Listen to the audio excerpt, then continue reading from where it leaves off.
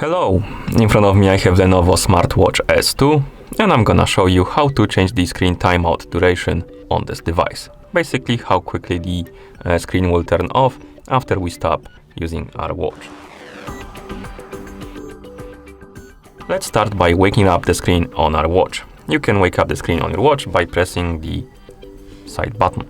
After you wake up the screen, swipe down from the top of the screen to open the quick panel or shortcut menu and find the settings icon in this menu, then tap on it, and here you should see the brightness screen time option, the second one. Tap on it, and right here we can select 5 seconds, 10 seconds and 15 seconds.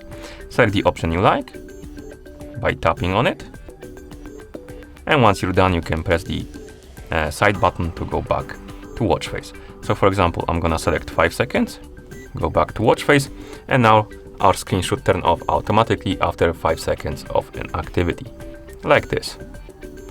And that's how you change the screen timeout duration on this device. Thank you for watching. If you found this video helpful, please consider subscribing to our channel and leaving a like on the video.